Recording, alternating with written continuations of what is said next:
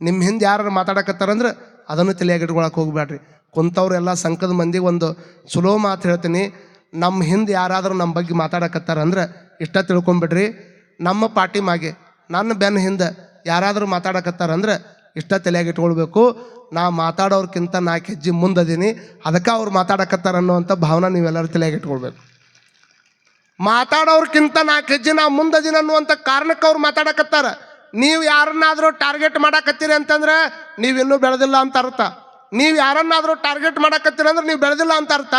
ನಿಮ್ಮನ್ನು ಯಾರಾದರೂ ಟಾರ್ಗೆಟ್ ಮಾಡ್ಕೊಂಡು ಊರಾಗ ಅಡ್ಡಾಡಕತ್ತಾರಂದ್ರೆ ಅವ್ರಿಗಿಂತ 100 ಪಟ್ಟು ನೀವು ಬೆಳೆದಿ ಅನ್ನುವಂಥದ್ದು ಅರ್ಥ ಅನ್ನುವಂಥದ್ದನ್ನು ನಾವೆಲ್ಲರೂ ತಲೆಯಾಗಿ ಇಟ್ಕೊಳ್ಬೇಕಾಗ್ತದೆ. ಬಸವಣ್ಣನವ್ರ ಮಹತ್ವ ಹೆಚ್ಚು ಮಾಡೋದಕ್ಕೆ ಯಾರು ಬಂದ್ರು ಅಂದರೆ ಕೊಂಡಿ ಮಂಚಣ್ಣನ ದಿವಸ ಒಂದು ಸಲ ಹಿಂಗೆ ಆ ಕಾರ್ಯಕ್ರಮದೊಳಗೆ ದೊಡ್ಡ ಸಭಾದೊಳಗೆ ಬಸವಣ್ಣನವರು ಎಲ್ಲರೂ ಹಿಂಗೆ ಕುಂತಿದ್ರು. ಬಸವಣ್ಣನವರು ಲೆಕ್ಕ ಪರಿಶೋಧನೆಯನ್ನು ಓದುವಂಥದ್ದನ್ನು ಕೇಳಾಕತ್ತಿದ್ರು. ರಾಜ್ಯಸಭೆ ನಡೆದದ. ರಾಜ್ಯಸಭೆಯೊಳಗೆ ಎಲ್ಲ ಮಂತ್ರಿಗಳು 12 ಮಂತ್ರಿಗಳು ಒಂದು ಕಡೆ ಕುಂತಾರ. ಬಸವಣ್ಣನವರು ಪ್ರಧಾನಮಂತ್ರಿ ಸ್ಥಾನದಾಗ ಕುಂತಾರ. ಬಿಜ್ಜಳ ರಾಜ್ಯ ಮ್ಯಾಗ ಕುಂತಾನ. ಆಗು ಹೋಗುಗಳನ್ನೆಲ್ಲ ಚರ್ಚೆ ಮಾಡಕತ್ತಾರ. ಇನ್ನೇನು ಆಗು ಹೋಗುಗಳನ್ನು ಚರ್ಚೆ ಮಾಡುವಂಥ ಟೈಮ್ದೊಳಗನೆ ಏನಾಗಿಬಿಡ್ತು ಅಂತಂದ್ರೆ ಯಾರೋ ಬಸವ ಅಂದಂಗಾಯ್ತು. ಬಸವ ಅಂದಂಗೆ ಆದ ಕೂಡಲೇ ಬಸವಣ್ಣನವ್ರು 2 ಕೈ ಮೇಲೆ ಎತ್ತಿಟ್ಟು, ಅಮ್ಮ ನಿನಗೇನಾಗೋದಿಲ್ಲ ಆರಾಮಿರು ಅಂತ ತಿಳ್ಕೊಂಡು 2 ಕೈ ಮೇಲೆ ಇಟ್ಟು ಏನೂ ಆಗೋದಿಲ್ಲ ನಿನಗೆ ಅಂತ ತಿಳ್ಕೊಂಡು ಕೈ ಮೇಲೆ ಹೇಳಿದ ಕೂಡಲೇ ಮಂದಿಗೆ ಆಶ್ಚರ್ಯನ ಅಲ್ಲ. ಅಲ್ಲಿ ನೋಡಿದ್ರೆ ಸಭಾ ನಡೆದೈತಿ. ಸಭಾ ನಡೆದಂಥ ಟೈಮ್ದೊಳಗೆ ಬಸವಣ್ಣ ಕೈ ಮೇಲೆ 2 ಎತ್ತಿ ನಿನಗೇನು ಆಗೋದಿಲ್ಲ ಅಮ್ಮ ಅಂತ ತಿಳ್ಕೊಂಡು ಹಿಂಗೆ ಹೇಳಿದಾಗ ಎಲ್ಲರೂ ಗೊಳ್ಳಂತ ನಗಾಕತ್ಬಿಟ್ರು. ಹುಚ್ಚು ಹಿಡ್ದೈತಿ, ಭ್ರಮ ಹಿಡ್ದೈತಿ ಬಸವಣ್ಣ ಅವ್ರಿಗೆ. ಅವ್ರಿಗೆ ಏನಾಗೈತೋ ಇತ್ತಿತ್ತಾಗ ಅವ್ರು ಏನು ಮಾತಾಡ್ತಾರೋ, ಹೆಂಗೆ ನಡ್ಕೊಳಕತ್ತಾರ ನಮಗಂತೂ ತಿಳಿಲಾರ್ದಂಗೆ ಆಗೈತಿ. ಇಲ್ಲಿ ಚಲೋ ರಾಜ್ಯಸಭೆಯೊಳಗೆ ರಾಜ್ಯದ ಬಗ್ಗೆ ಚರ್ಚೆ ನಡೆದೈತಿ. ಇಲ್ಲಿ ನೋಡಿದ್ರೆ ಕೈ ಮೇಲೆ ಎತ್ತಿ ಅಮ್ಮ ನಿನಗೇನು ಆಗೋದಿಲ್ಲ ಅಂತ ತಿಳ್ಕೊಂಡು ಕೈ ಮೇಲೆ ಎತ್ತಿ ಯಾರ್ದೋ ಹೆಸರು ತೊಳಕತ್ತಾರೆ. ಬಸವಣ್ಣವ್ರಿಗೆ ಏನೋ ಆಗಿರ್ಬೇಕು ಅಂತ ತಿಳ್ಕೊಂಡು ಬಿಜ್ಜಳ ರಾಜ್ಯ ಕೇಳ್ತಾನ, ಬಸವಣ್ಣವ್ರ ಏನಿದು ನಿಮ್ಮ ದುರ್ವರ್ತನೆ? ಇಷ್ಟಾಕೊಂಡ ಸಭಾ ಒಳಗೆ ಏನೂ ಆಗೋದಿಲ್ಲ ಅಂತ ತಿಳ್ಕೊಂಡು ಕೈ ಮೇಲೆ ಎತ್ತಿರಲ್ಲ ಯಾಕೆ? ಅವಾಗ ಬಸವಣ್ಣವ್ರು ಅಂತಾರೆ, ಕಲ್ಯಾಣದ ಊರಿನ ಪಟ್ಟಣದ ಮುಂದೆ ಒಂದು ತ್ರಿಪುರಾಂತಕೇಶ್ವರ ದೇವಸ್ಥಾನ ಐತಿ. ಆ ದೇವಸ್ಥಾನಕ್ಕೆ ಸಿಕ್ಕಾಪಟ್ಟಿ ಹಾಲಿನ ಅಭಿಷೇಕವನ್ನು ಇವತ್ತು ಮಾಡ್ಯಾರ. ಆ ಹಾಲಿನ ಅಭಿಷೇಕವನ್ನು ಮಾಡಬೇಕಾದ್ರೆ ಒಬ್ಬ ಯಾವುದೋ ಮುದುಕಿ, ಮಜ್ಜಿಗೆ ಮಾರುವಂಥ ಮುದುಕಿ ಹೊಂಟಿದ್ಲು. ಆ ಹಾಲಿನ ಅಭಿಷೇಕ ಮಾಡಿ ಬಿದ್ದ ಹಾಲಿನೊಳಗೆ ಆ ರಸ್ತೆ ಎಲ್ಲ ಕೆಸರಾಗಿಬಿಟ್ಟಿತ್ತು. ಕೆಸರಾಗಿ ಅಡ್ಡಾಡುವಂಥ ಟೈಮ್ದೊಳಗೆ ಮುದುಕಿ ಕೈಯಾಗಿರತಕ್ಕಂಥ ಏನು ಮಜ್ಜಿಗೆ ಗುಂಡಿತ್ತಲ್ಲ ಅದು ತೆಳಗೆ ಬೀಳಾಕತ್ತಿತ್ತು. ಇದು ತೆಳಗೆ ಬಿತ್ತಂದ್ರೆ ಇವತ್ತಿನ ಕಾಸು ನನಗೆ ಬರೋದಿಲ್ಲ, ಇವತ್ತು ರೊಕ್ಕ ಬರಲಿಲ್ಲ ಅಂದ್ರೆ ನನ್ನ ಹೊಟ್ಟೆ ತುಂಬೋದಿಲ್ಲ. ಬಸವಣ್ಣ ನೀನಾ ಕಾಪಾಡು ಅನ್ನುವಂಥ ಮಾತನ್ನು ಆಕೆ ಅಲ್ಲಿ ಕೇಳಿದ್ದಕ್ಕೆ ಅದು ನನಗೆ ಕೇಳ್ತು, ಅದನ್ನು ನಾ ಎತ್ತಿ ಹಿಡ್ಕೊಂಡಿನಿ ಅನ್ನುವಂಥ ಮಾತನ್ನು ಹಿಂಗೆ ಹೇಳಿದ ಕೂಡಲೇನ ನಮ್ಮ ತರನ ಮಂದಿ ಅದ್ಯಾಂಗದು ನೀವು ಹೇಳಿದ್ದೆಲ್ಲ ನಂಬಬೇಕನ್ನವ ಅಲ್ರಿ. ಅಲ್ಲಿ ಆಗಿದ್ದು ಇಲ್ಲಿ ಹೆಂಗೆ ಗೊತ್ತಾಕೈತಿ ನಿಮಗೆ? ನವದ್ವಾರಗಳ ಕಟ್ಟಿ ಶಿವಧ್ಯಾನದಳು ಇರುತ್ತಿರಲು ನವಕಂಡ ಪೃಥ್ವಿಯೊಳಗಿನ ವಿಚಾರವೆಲ್ಲ ಆತನ ಕಿವಿಯೊಳಗೆ ಸರ್ವಜ್ಞ ಅಂತ ಒಂದು ಕಡೆ ಸರ್ವಜ್ಞ ಒಂದು ಮಾತನ್ನ. ನವದ್ವಾರಗಳನ್ನು ಕಟ್ಟೋದು, 9 ರಂಧ್ರಗಳನ್ನು ಹಿಡಿತದೊಳಗೆ ಇಟ್ಕೊಳ್ಳೋದು, ಶಿವಧ್ಯಾನದೊಳಿರೋದು. ನವದ್ವಾರಗಳ ಕಟ್ಟಿ ನವಕಂಡ ಪೃಥ್ವಿಯೊಳಗಿನ ವಿಚಾರವೆಲ್ಲ ಆತನ ಕಿವಿಯೊಳಗೆ ಸರ್ವಜ್ಞ. ನವದ್ವಾರಗಳನ್ನು ಕಟ್ಟೋದು ಸದಾ ಶಿವಧ್ಯಾನದೊಳಗೆ ಇರುತ್ತಿರೋದು. ಸದಾ ಯಾವಾಗ ಕುಂತರೂ ಶಿವ ಅನ್ನೋದು, ನಿಂತರೂ ಶಿವ ಅನ್ನೋದು, ಎಲ್ಲ ಶಿವ ಅನ್ಕೊಂತಿರೋದು. ಹಿಂಗೆ ಸದಾ ಶಿವಧ್ಯಾನದೊಳಗಿದ್ದು ನವಕಂಡಗಳನ್ನು ಕಟ್ಟಿ ನೀ ಸದಾ ಶಿವನ ಧ್ಯಾನದಾಗಿದ್ದೆ ಅಂದ್ರೆ 9 ಖಂಡದಾಗ ಏನು ನಡೀತಾವಲ್ಲ, ನಮ್ದೊಂದು ದೇಶ ಕಂಡಿದೆ ಇಂಥ 9 ಖಂಡದ ಅಂತ ಹೇಳ್ತಾರಲ್ಲ, ಈ 9 ಖಂಡದೊಳಗೆ ಏನೋ ನಡೆದ್ರು ಅವನ ಕಿವಿಯಾಗ ಬಂದನ ಅವು ಹೇಳ್ತಾವಂತ. ಇದನ್ನು ಸರ್ವಜ್ಞ ಕವಿ ಹೇಳ್ತಾನ. ಹಂಗೆ ಅಪ್ಪ ಬಸವಣ್ಣನವ್ರು ಹೇಳಿದ ಮಾತು ಕೇಳಬೇಕಿದ್ದು ಸತ್ಯ ಆಗಬೇಕಂತ ತಿಳ್ಕೊಂಡು ಅಲ್ಲಿ ಮಜ್ಜಿಗೆ ಮಾರುವಂಥ ಗೊಲ್ಲತಿಯನ್ನು ನೋಡ್ತಾರೆ. ಆಕಿನ ಕರ್ಕೊಂಬರ್ತಾರೆ. ಅಮ್ಮ ಬಸವಣ್ಣನವ್ರು ಹಿಂಗೆ ಹೇಳಾಕತ್ತಾರ, ನೀರು ಜಾರಿ ಬೀಳಾಕತ್ತಿದ್ದೇನು ಅಂತ ಕೇಳಿದ್ರೆ ಗೊಲ್ಲತಿ ಅಂತಾಳಂತ. ಹೌದ್ರಿಪ್ಪ ಹೌದು, ಅವ್ರು ಹೇಳೋದು ಕರೆ ಐತಿ. ಅಲ್ಲಿ ತ್ರಿಪುರಾಂತೇಶ್ವರ ಗುಡಿ ಮುಂದೆ ಹೊಂಟಿದ್ದೆ, ಹೋಗುವಂಥ ಟೈಮ್ದೊಳಗೆ ಸಿಕ್ಕಾಪಟ್ಟಿ ಹಾಲಾಕಿ ಅಭಿಷೇಕ ಮಾಡಿದ್ರೆ ಏನೋ ಗೊತ್ತಿಲ್ಲ, ಅದು ಸಿಕ್ಕಾಪಟ್ಟಿ ಕೆಸರಾಗಿಬಿಟ್ಟಿತ್ತು. ನಾನು ನೋಡಿದ್ರೆ ವಯಸ್ಸಾಗಿರುವಂಥ ಮಾತಾಡಿದ್ದೀನಿ, ನಾನು ಮಜ್ಜಿಗೆ ಮಾರಿ ಜೀವನ ಮಾಡಾಕಿ ಈ ಗಡಿಗೆ ಇವತ್ತು ಬಿದ್ದಿದ್ರೆ ಒಂದು ಗಡಿಗೆ ಹೊಡೆದಕ್ಕಿತ್ತು, ಇವತ್ತು ಹೊಟ್ಟಿಗೂ ಅನ್ನಿಲ್ಲಾರ್ದಂಗೆ ಆಕಿತ್ತು. ಅದರಾಗ ನಮ್ಮಂಥವ್ರು ಬೀಳಾಕ ಹತ್ತಿದ್ರೆ ಹಿಡ್ಕೊಳ್ಳುವಂಥ ತಾಕತ್ತು ಯಾರಿಗೈತಪ್ಪ. ಹಾಗಾಗಿ ನಾನು ಬಸವ ಅಂತ ತಿಳ್ಕೊಂಡು ಹೇಳಿದ್ದು ಕರೆ, ನಾ ಬೆಳಾಕ ಹತ್ತಿದ್ದು ಕರೆ. ನಾ ಬಸವ ಅಂದಿದ್ದ ತಕ್ಷಣ ನಾನು ಬೀಳಲಿಲ್ಲ, ನನ್ನ ಗಡಿಗೆನೂ ಬೀಳಲಿಲ್ಲ, ಹೋಗಿ ಅದನ್ನು ಮಾರ್ಕೊಂಡು ಬಂದು ಇವತ್ತಿನ ಊಟ ಮಾಡೀನಿ ಅನ್ನುವಂಥ ಮಾತನ್ನು ಹೇಳಿದಾಗ ಮತ್ತೊಟ್ಟು ಆಶ್ಚರ್ಯ ಆಯ್ತು ನೋಡ್ರಿ. ಕಲ್ಯಾಣದಾಗಿಂತ ಒಂದಲ್ಲ ಎರಡಲ್ಲ ಅನೇಕ ವಿಚಾರಗಳು ಕಲ್ಯಾಣದಾಗ ಹಿಂಗೆ ನಡೀತಿದ್ದು. ಬಸವಣ್ಣ ತನ್ನ ರಾಜಬೀದಿ ಒಳಗೆ ಕೆಲಸದ ನಿಮಿತ್ತವಾಗಿ ಹಿಂಗೆ ಹೋಗುವಂಥ ಟೈಮ್ದೊಳಗೆ ಒಂದು ಪ್ರಸಂಗ ನಡೀತದೆ. ಒಬ್ಬ ಭಾಳ ನೋಡ್ರಿ, ಇವತ್ತಿನ ತಾರತಮ್ಯ ನಿಮ್ಗೆ ಗೊತ್ತೈತೆ, ಅದನ್ನು ಹೇಳಕ್ಕನ ಭಾಳ ಮುಜುಗರ ಅನ್ನಿಸ್ತೈತೆ. ಯಾಕಂದ್ರೆ ಇವತ್ತು ಹೇಳೂ ಬಾರದ ಆ ವಿಚಾರನ. ಏನಂದ್ರೆ ಇವತ್ತಿನ ಕಾಲಕ್ಕೆ ಕಾನೂನು ಬಂದ ಮೇಲೆ ಎಲ್ಲರೂ ಇಲ್ಲಿ ಯಾರು ಅಸಾಮಾನ್ಯರಲ್ಲ, ಎಲ್ಲರೂ ಸರಿ ಸಮಾನರ. ಇಲ್ಲಿ ಯಾರು ದೊಡ್ಡವರು ಸಣ್ಣವರು ಅನ್ನುವಂಥ ಭಾವ ಇಲ್ಲ. ಎಲ್ಲರೂ ಮನುಷ್ಯರಾಗಿ ಹುಟ್ಟಿವಿ ಅಂತಂದ್ರೆ ನಾವೆಲ್ಲರೂ ಮನುಷ್ಯರಾಗಿಯೇ ಬದುಕಬೇಕಾಗಿರುವಂಥವ್ರು. ಇವ್ರು ಆ ಜಾತಿಯವರು, ಇವ್ರು ಈ ಜಾತಿಯವರು ಅನ್ನುವಂಗಿಲ್ಲ ಇಲ್ಲಿ. ಅದನ್ನು ಒಂದು ಕಡೆ ಇವರು ಬರೀತಾರೆ, ಜಿ ಎಸ್ ಶಿವರುದ್ರಪ್ಪನವ್ರು. ಏನು ಬರೀತಾರೆ ಗೊತ್ತಾ? ಜಿ ಎಸ್ ಶಿವರುದ್ರಪ್ಪನವ್ರು ಅಂದ್ರೆ ಭಾಳ ದೊಡ್ಡ ಕವಿಗಳವರು. ಅವರು ಅದ್ಭುತವಾಗಿರತಕ್ಕಂಥ ವಿಚಾರವನ್ನು ಜನರ ಮುಂದೆ ಹೇಳ್ತಾರೆ. ಭಾರತ ದೇಶದಲ್ಲಿ ಹಿಂದೂಗಳಿದ್ದಾರೆ, ಭಾರತ ದೇಶದಲ್ಲಿ ಇಸ್ಲಾಮರಿದ್ದಾರೆ, ಭಾರತ ದೇಶದಲ್ಲಿ ಕ್ರೈಸ್ತರಿದ್ದಾರೆ, ಭಾರತ ದೇಶದಲ್ಲಿ ಬೌದ್ಧರಿದ್ದಾರೆ, ಭಾರತ ದೇಶದಲ್ಲಿ ಸಿಖ್ರಿದ್ದಾರೆ, ಭಾರತ ದೇಶದಲ್ಲಿ ಜೈನರಿದ್ದಾರೆ. ಅವರೆಲ್ಲರೂ ಇದ್ದಾರೆ. ನಾನು ಹುಡುಕುತ್ತಿರುವುದು ಮನುಷ್ಯರನ್ನು, ದಯಮಾಡಿ ಹೇಳಿ ಅವರೆಲ್ಲಿದ್ದಾರೆ ಅಂತ ಕೇಳ್ಯಾರ ಅವ್ರು. ಎಷ್ಟು ಚಂದ ಐತಿ ನೋಡ್ರಿ ಇದು. ತಿಳಿದೈತಿಲ್ಲ ನಿಮಗೆ? ಇಲ್ಲಿ ಕ್ರೈಸ್ತರದಾರ, ಇಲ್ಲಿ ಮುಸ್ಲಿಮರದಾರ, ಇಲ್ಲಿ ಬೌದ್ಧರದಾರ, ಇಲ್ಲಿ ಹಿಂದೂಗಳದಾರ, ಇಲ್ಲಿ ಜೈನರದಾರ. ಆದ್ರೆ ನಾ ಇವ್ರನ್ನ ಹುಡುಕಾಕತ್ತಿಲ್ಲ, ನಾ ಮನುಷ್ಯರನ್ನು ಹುಡುಕಾಕತ್ತೀನಿ, ದಯಮಾಡಿ ಹೇಳಿ ಅವ್ರು ಎಲ್ಲಿದ್ದಾರೆ ಅನ್ನುವಂಥ ಮಾತನ್ನು ಅವ್ರು ಹೇಳ್ತಾರಪ್ಪ ಅಂತಂದ್ರೆ ವಿಚಾರ ಮಾಡಿಕೊಡ್ರಿ. ಮನುಷ್ಯನಾಗಿ ಬದುಕಬೇಕು. ಮನುಷ್ಯತ್ವವನ್ನು ಬಿಟ್ಟು ಬದುಕುವಂಥ ಜನಗಳು ಅವತ್ತಿನ ಕಾಲಕ್ಕಿದ್ರು. ಒಬ್ಬವ ವ್ಯಕ್ತಿ ಅಸ್ಪೃಶ್ಯ ಅನ್ನುವಂಥ ಕಾರಣಕ್ಕೆ ಅಸ್ಪೃಶ್ಯ ಅಂತ ಹೆಸರಿಟ್ಟವ್ರು ಇವರ.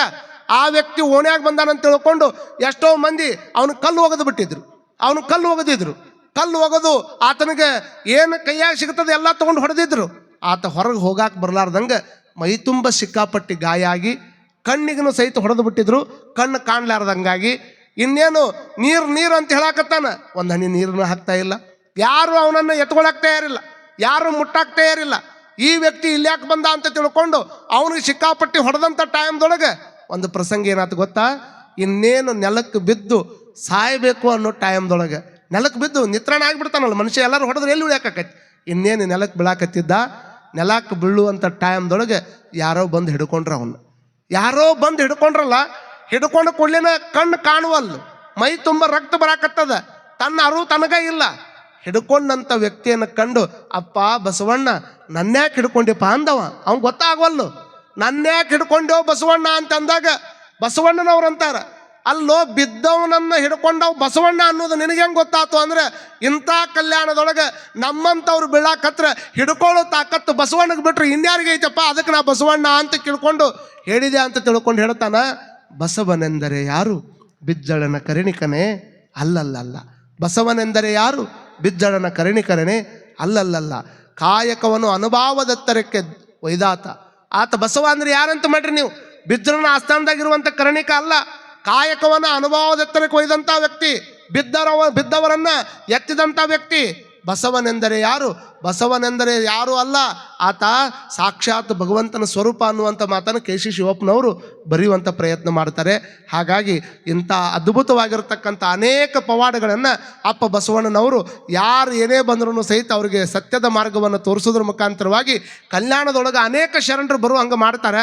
ಅನೇಕ ಶರಣರು ಬರುವಕ್ಕಾದಂಥ ಸಂದರ್ಭದೊಳಗೆ ಒಂದು ಅದ್ಭುತವಾಗಿರ್ತಕ್ಕಂಥ ಅನುಭವ ಮಂಟಪವನ್ನು ರಚನೆ ಮಾಡ್ತಾರೆ. ಇಲ್ಲಿ ಪ್ರಸಾದ ಮಾಡಬೇಕು.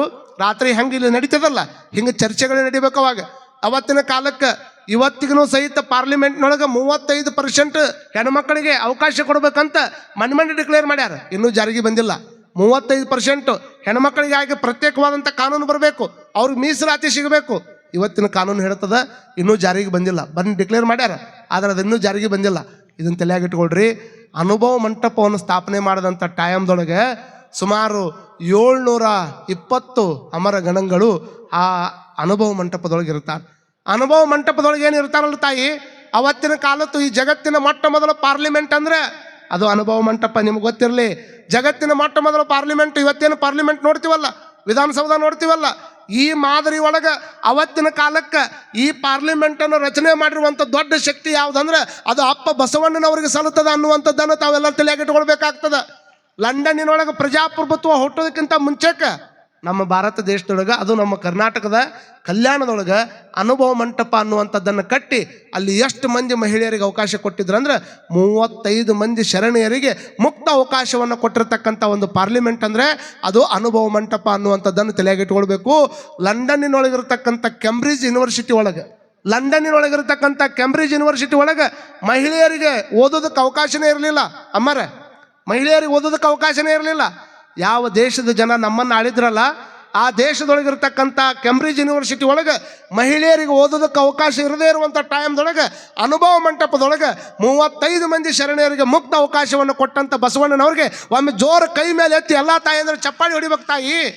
ಕಾರಣ ಇವತ್ತಿಷ್ಟಾಕೊಂಡ ಮನೆ ಬಿಟ್ಟು ಹೊರಗೆ ಬಂದಿರಿ ಅಂತಂದ್ರೆ ಅದಕ್ಕೆ ದೊಡ್ಡ ಕಾರಣ ಅಪ್ಪ ಬಸವಣ್ಣನವರು ಅನ್ನುವಂಥದ್ದನ್ನು ನಾವೆಲ್ಲ ತಲೆಯಾಗಿಟ್ಕೊಳ್ಬೇಕಾಗ್ತದೆ. ಅಂಥ ಅನುಭವ ಮಂಟಪದೊಳಗೆ ಎಂತಿಂಥವ್ರು ವಚನ ಬರೆದ್ರೆ ಗೊತ್ತಾ? ಅಲ್ಲಿ ಯಾವ ಡಿಗ್ರಿ ಇರಲಿಲ್ಲ. ಯಾರು ಕೂಡ PhD ಮಾಡಿ ಮತ್ತೊಂದು ಡಿಗ್ರಿ ಮಾಡ್ಕೊಂಡು MCom ಮಾಡ್ಕೊಂಡು ಡಿಗ್ರಿ ಮಾಡ್ಕೊಂಡು ಇವತ್ತೇನು ಅನೇಕ ಲೌಕಿಕ ವಿದ್ಯೆಗಳದಾವಲ್ಲ, ಇವು ಯಾವ ವಿದ್ಯೆಗಳನ್ನು ಕಲಿಲಾರ್ದಂತಹ ಕಸ ಹೊಡೆಯುವಂಥ ಸತ್ಯಕ್ಕ ಇರ್ಬೋದು, ಆಕಳ ಕಾಯುವಂಥ ತುರ್ಗಾಯಿ ರಾಮಣ್ಣ ಇರ್ಬೋದು, ಚಪ್ಪಲಿ ಕಾಯಕವನ್ನು ಮಾಡಿರುವಂತಹ ಚೆನ್ನಯ್ಯ ಇರ್ಬೋದು, ಇಂಥ ಅನೇಕ ಎಲ್ಲ ಜನಗಳು ಒಂದೇ ಸ್ತರದೊಳಗೆ ಕೂಡಿಕೊಂಡು ಲೋಕದ ಚಿಂತನೆ ಮಾಡುವಂಥ ಒಂದು ಅನುಭವ ಮಂಟಪವನ್ನು ಕಟ್ತಾರ. ಆ ಅನುಭವ ಮಂಟಪಕ್ಕೆ ಅಧ್ಯಕ್ಷನ ಯಾರು ಮಾಡಬೇಕು? ಬಸವಣ್ಣನವ್ರು ಆಗ್ಬೋದಾಗಿತ್ತಲ್ಲ. ಅನುಭವ ಮಂಟಪವನ್ನು ತಯಾರು ಮಾಡಿದರು. ವಿಚಾರಗಳ ಕ್ರಾಂತಿ ನಡೀತಿತ್ತಲ್ಲೇ, ರಕ್ತಗಳ ಕ್ರಾಂತಿ ಅಲ್ಲ.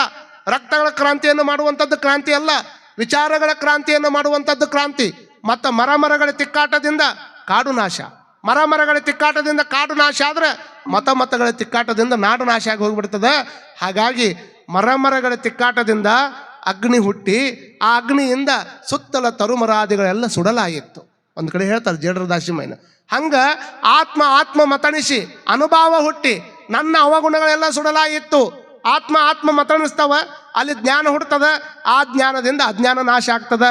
ಅಂಥ ಅಜ್ಞಾನವನ್ನು ನಾಶ ಮಾಡುವಂಥ ಅನುಭವ ಮಂಟಪವನ್ನು ತಯಾರು ಮಾಡಿ ಆ ಅನುಭವ ಮಂಟಪದ ಅಧ್ಯಕ್ಷನ ಮಾಡ್ಬೇಕಾದ್ರೆ 12 ವರ್ಷ ಕಾಯ್ತಾರೆ ಬಸವಣ್ಣವ್ರು. 12 ವರ್ಷ ತಾವ ಕಟ್ಟಿದ ಅನುಭವ ಮಂಟಪದೊಳಗೆ ತಾವ ಅಧ್ಯಕ್ಷರಾಗಿರ್ಬೋದಾಗಿತ್ತು. ಆದರೆ ಈ ಅನುಭವ ಮಂಟಪಕ್ಕೆ ಅಧ್ಯಕ್ಷ ಆಗುವಂಥ ದೊಡ್ಡ ಮಹಾತ್ಮ ಬರೋದನ, ಅವ ಬರೋ ಮಠನೂ ಸಹಿತ ನಾವು ಕಾಯಬೇಕು ಅನ್ನುವಂಥ ರೀತಿ ಒಳಗೆ ಅನುಭವ ಮಂಟಪವನ್ನು ತಯಾರು ಮಾಡಿ 12 ವರ್ಷ ಕಾಯ್ತಾರೆ. 12 ವರ್ಷ ಆದ ನಂತರದಲ್ಲಿ ಪ್ರಭುದೇವರು ಆ ಕಲ್ಯಾಣಕ್ಕೆ ಬರ್ತಾರೆ. ಪ್ರಭುದೇವ್ರು ಬರ್ಬೇಕಾದ್ರೆ ಎಲ್ಲಿಂದ ಬರ್ತಾರೆ, ಹೆಂಗೆ ಬರ್ತಾರೆ, ಯಾರನ್ನು ಕರ್ಕೊಂಬರ್ತಾರೆ, ಅದನ್ನು ನಾಳೆ ದಿವಸ ನಾವು ನೀವನ್ನೆಲ್ಲ ನೋಡೋಣ ಅನ್ನುವಂಥ ಮಾತನ್ನು ಈ ಸಂದರ್ಭದೊಳಗೆ ಹೇಳುತ್ತಾ, ಬಸವಣ್ಣನವ್ರ ಹತ್ರ ಪ್ರಭುದೇವರು ಬಂದಾಗ ಏನು ಘಟನೆ ಆಗ್ತದೆ, ಅನುಭವ ಮಂಟಪದೊಳಗೆ ಚನ್ನ ಬಸವಣ್ಣ ಏನು ಕೆಲಸ ಮಾಡ್ತಿದ್ದ, ಹಡಪದ ಅಪ್ಪಣ್ಣ ಏನು ಕೆಲಸ ಮಾಡ್ತಿದ್ದ, ಹಡಪದ ಅಪ್ಪಣ್ಣನನ್ನು ಯಾಕೆ ಅನುಭವ ಮಂಟಪದ ಮುಖ್ಯಸ್ಥನನ್ನಾಗಿ ಅಪ್ಪ ಬಸವಣ್ಣನವರು ಮಾಡಿದರು, ಇಂಥ ಎಲ್ಲ ಚಿಂತನೆಯನ್ನು ನಾಳೆ ದಿವಸ ನಾವು ನೀವೆಲ್ಲ ಕೇಳೋಣ ಅನ್ನುವಂಥ ಮಾತನ್ನು ಈ ಸಂದರ್ಭದೊಳಗೆ ಹೇಳಿ